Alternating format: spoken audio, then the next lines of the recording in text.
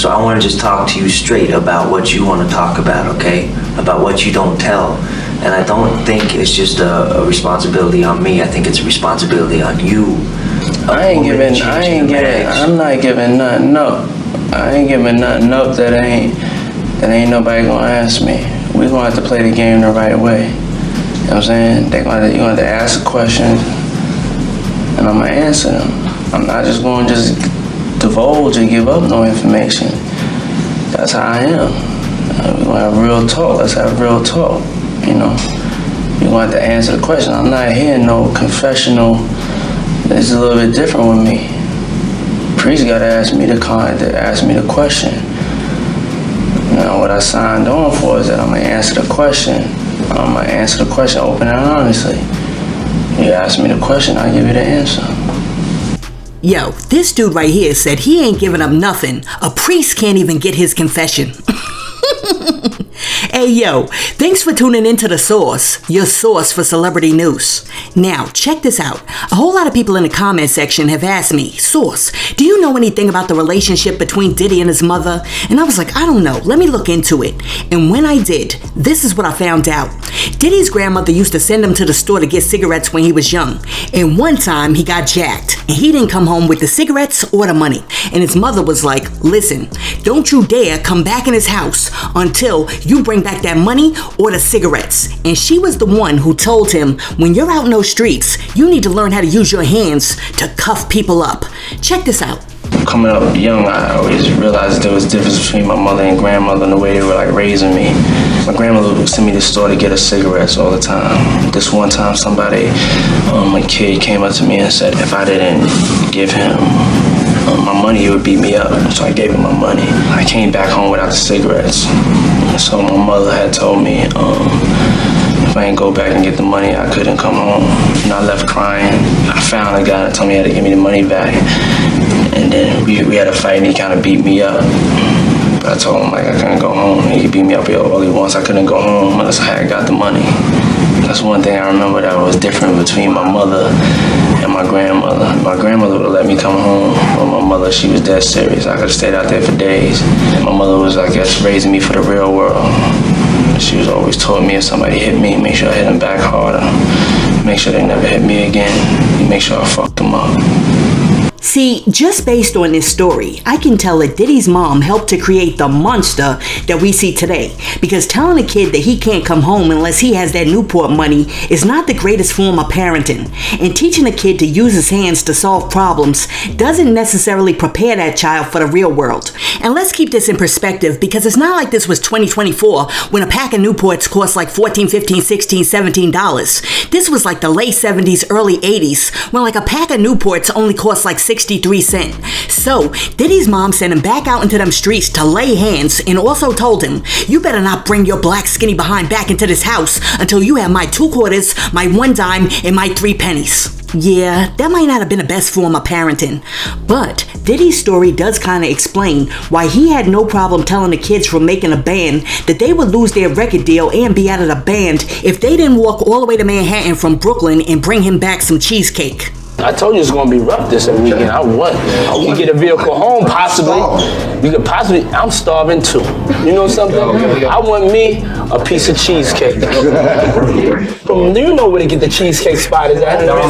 Yeah. And y'all can walk from here, get the cheesecake, see the city, enjoy the sights, would you? Show them around. Take him over the Brooklyn Bridge, let that wind hit him off the water. Frederick, you alright? Right. Yeah, you alright? Right. I'm good. This dude must be crazy. Sooner or later we gonna clash. Word in corner, my cheesecake is in the least bit soft or brittle or not on point, we'll go back. You know what Junior's is at? Yo fam, Puffy just told us to go to the store in Brooklyn and bring him back a cheesecake and walk. Listen, let me know in the comments. Do you think that Diddy's story about how his mom tried to make him into a man has any correlation into how he treated Fred and Babs and them when he was making a band? Let me know in the comments. And while you're down there leaving a comment, be sure to like and subscribe to the channel. Now, in the same interview, which was called Sean Combs' Perspectives in Black and White, Diddy also discussed doing a Diddy for the first time when he was a young man, and he says that his pump action was better than the dudes who used to make XXX videos. Check this out. This was the first time when I was 12. I used to watch this thing called Midnight Blue. It's like this porn channel here in New York. So the first time I had sex, I wasn't scared. I remember it felt so good to me. Like other people say it was scared, like it felt so good to me. And I really was impressed by the way I was stroking this young lady. And I remember she had like the best pussy in the world, even to this day. You know what I'm saying? But I just remember how impressed I was because I used to watch Midnight Blue and how I felt like I was just as good as the porno stars I saw like in Midnight Blue. You know, when I was in college, I had fell in love with this girl. She went back to San Francisco. Me and her were keeping up a long-term relationship. And one day I called, and this guy answered the phone. And I was like, who's this? And she was like, it's her new boyfriend. That's like how I found out that she had a new boyfriend. And I just remember like walking in the park, and I was just like crying and so hurt up. It cut me loose. And so that's when I guess I started becoming a player. Or he became a player because he got his heart broken. I wonder if that's the same chick that he was beating up and down the street over there at Howard University. Anyhow, after Diddy finished talking about his actual prowess and also discussed how getting his heart broken turned him into a player, Diddy went on to discuss the tragic events that took place at City College in New York back in the 90s. Check this out. I'm 19. And I always like seeing people entertained and seeing people have a good time. And I thought, you know, over the holidays, I just wanted to throw a celebrity basketball game in Harlem, where I'm from. And just the power of my name at that time had drew thousands and thousands and thousands of people. We open up the doors, everybody starts flowing through, but then thousands more come. I'm talking about like almost, I would say like it was like 10,000 people outside. There was this thing in hip hop called bum rushing the door. It still happens. It's like when people don't have a ticket, when they hear something sold out, they say, fuck it, we gotta still get in, we're gonna bum rush the door. So when they bum rushed the first door, when they got to the bottom of the stairs, the doors didn't go out that way, they only came in. So people were stuck. And they were just crushing people down at the bottom of the stairs. And saying, you see people just laid out. It's like I'm talking about kids completely limp, laid out. I started seeing somebody over on the right, they started crying and screaming. Somebody left crying and screaming. My like heart drops. It's a scream and a crying I never even heard before. Yo, is it just me? Because I could have sworn when Diddy just said that, he seemed to have like a slight smirk on his face. Like, what's wrong with this dude? You're talking about death and tragedy, and you got like the slight little smile on your face. Like, what's up with that? Yo, do me a favor. Even if you have to rewind the video, take a look at that line again and let me know, am I bugging out? Or does Diddy not have a slight smirk or smile on his face? Now, of course, according to psychology, facial expressions don't always tell the truth about a person's emotions. But I mean, this dude right here doesn't even seem to have the emotional capacity to eke out like a little bit of sadness. You saw what happened when he was trying to cry during that Cassie apology video. I mean, he was trying to get those tears going, but they just weren't coming. Anyway, back to the interview. People are like, he's not breathing. I think he's dead. It just snowballs, and then just one right after another. It's like instantaneously the energy changed to just panic. Paramedics were in there, the police, everybody was just scared to come in there because it was just like, oh shit, how did it just happen so quick? And how are people going to explain it? Just a bunch of young kids in there. We're young and we're trying to like give people mouth to mouth and giving people mouth to mouth. And I'm like feeling people die in my mouth. Like people get their last breath as I'm getting mouth to mouth, feeling them dying in my mouth. Yo, who says that? Who says that when they're talking about giving somebody CPR and they pass away? Who says they felt the person die in their mouth? I mean, this dude right here sounds like a succubus. Anyhow, I digress. Everybody was so scared, everybody had left. And I was just there, me, and I was just standing over these 9 bodies, and they were just there, like all sprawled out, nothing on top, because everybody got so scared. Some could scare you so much that it's too much for even people to be around. was just like definitely like the worst day of my life. And definitely thought about killing myself.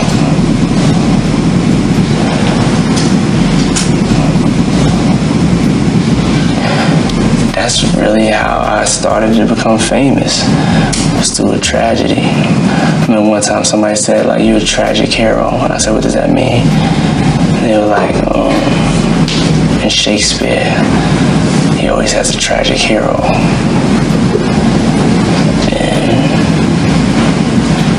And I was just like, that's fucked up that you're calling me a tragic hero.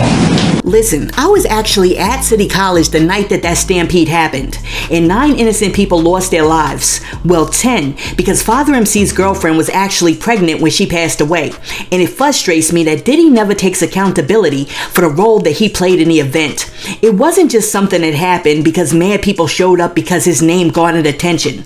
Thousands of more people showed up than were supposed to because Diddy purposefully oversold the event far beyond the capacity of the venue because of sheer greed.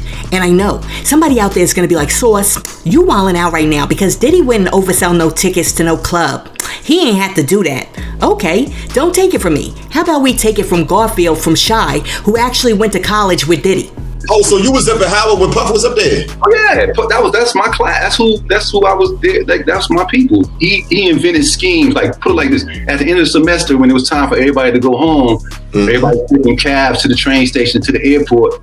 Puffy was the dude that was like some shorty, whatever. He talked him into letting him use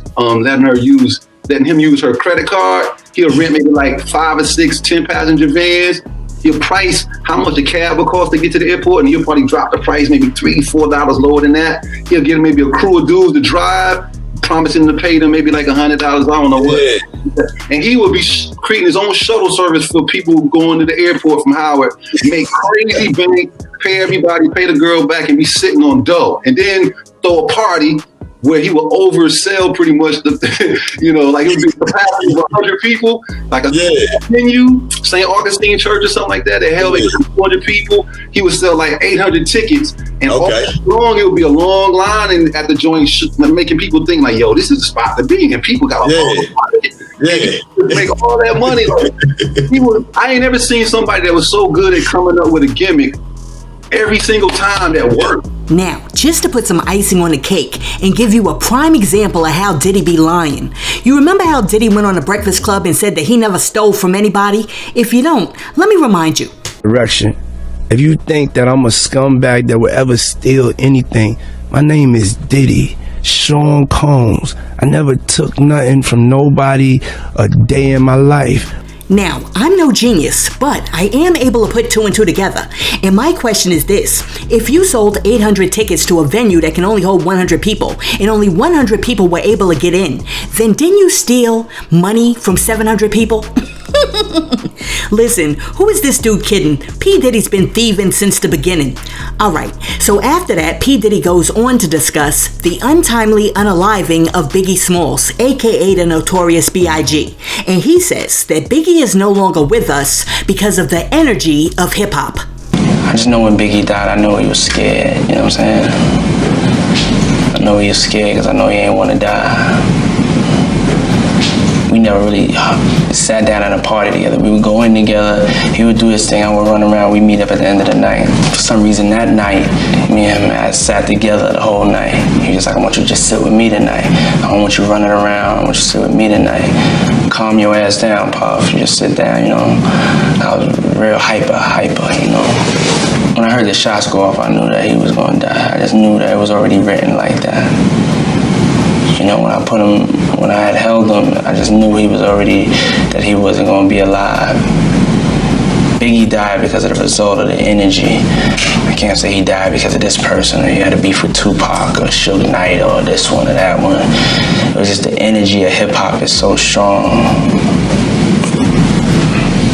I mean, he's no longer here. It was like the worst fear coming true.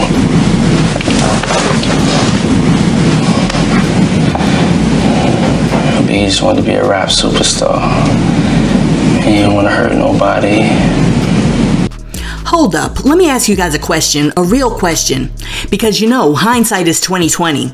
Do you guys believe that the Notorious B.I.G. is no longer with us because of the energy of hip-hop? Or do you guys now think that the Notorious B.I.G. is no longer with us because of the energy that P. Diddy brought to hip-hop? Let me know in the comments. Now, in one of the ironic parts of the interview, P. Diddy says that when he was coming up, he felt like Russell Simmons. Check this out. Right when I graduated college, I started going out to some clubs in New York. Hold on, stop the tape. See, right there, P. Diddy over there lying again. When did P. Diddy graduate from college? This dude right here. He just does not know how to tell the truth. Alright, I'ma stop interrupting. Let's go. It was just like my release. I just like fell in love with being out. I just loved the music. It was just like a drug to me. I would just dance till like maybe 12 in the afternoon. I didn't even drink or nothing. I wasn't even into no girls or nothing like that. I just loved music, but I never even knew you could have a profession by it. I started throwing parties and being an entrepreneur, being a hustler, the next Russell Simmons. I was just a wonder kid. It was just something that they never saw before. To be young and to be Puff Daddy, it's just like, I felt like I was Russell Simmons. I felt like my dream had came true. And that's what, you know, sometimes you do good, sometimes you're not doing good. That's the test of a great champion. That's how they get up. And I've been knocked out a lot, but I'm gonna get up, I'm gonna come back at you. Well, it appears that P. Diddy's dream of being just like Russell Simmons has come true in more ways than one. And although Diddy seems to believe that no matter how many times he gets knocked down, he can get back up, I highly doubt that when the feds get done with him, he's getting up off the mat. Yo, let me know. What do you guys think? Do you guys think that the bell has rung, the ref has counted to 10, and Diddy's done? Let me know in the comments. Now, everybody knows that back in the day, Andre Harrell fired Diddy from Uptown. And over the years, we've always thought that it was solely because Diddy's ego got too big for his britches. But many people don't know that the final straw that really made Andre Harrell fire Diddy from Uptown is that when Andre Harrell was making the movie Honey, Diddy actually beat up one of the crew members on the set and got sent to jail. Check this out. He ain't got fired. Like, Puff, obviously very close to me. Like, everything I did, he kind of had an opportunity. Like, when I was making the movie Honey, Puff said, I want to be in a movie. I want to audition. I said, if you audition, you get the part, you could be in it. He auditioned, got the part. As soon as he's there to do this part, he gets in a fight with one of the crew members and goes to jail. And like, Puff was always like Dennis the Menace. You know how you have a favorite? Yeah. And because you have a favorite, they're just getting into more trouble. Yeah. So it wasn't, you know, hurtful trouble, but it was just trouble. So after a while, my company got too big for me to have to stop everything. I'm making movies, TV shows, and records, and manage Puff. So Puff cursed out the general manager back then and said, I don't work for you, I only work for Dre. And I was like, all right, this is gonna be a problem. So when I let him go, he didn't get fired in the regular sense that people get fired. Like, he was on payroll for the 4 months he was fired. Like, I needed him to go out and do his own thing. Because we could do what we were doing. Like, I just needed him to find the situation because MTA wasn't going to let me satellite Puff out because I was going to give him his own label. And I gave him his own label, Bad Boy. But I needed it to be out of my office. Okay. And different buildings, y'all got a friendship. So he could walk around his white beater all he wanted. Oh my goodness, Diddy's problem has always been the same. 1, he has anger management problems. And 2, he just thinks that he can run around putting his hands on anybody, women and men, which is crazy. Look, hopefully this video answers some of the questions that you guys were asking me about Diddy in the comment section. Because you know, when you guys ask me a question, I do my best to try to answer it. Listen, let me know what you think about Diddy saying he's not even going to confess to a priest unless that priest asked him what he did specifically. Diddy also saying that his mom wouldn't let him come back home without that Newport money. And also saying that his pump action was better than a XXX stars when he was just a beginner. Also, let me know what you think about Diddy saying that the City College tragedy was the worst day of his life while seemingly having a smirk on his face, while he also said that people were dying in his mouth.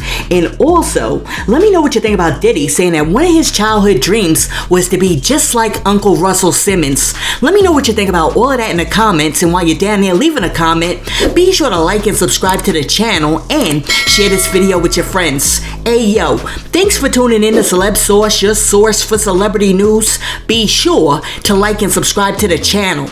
Peace.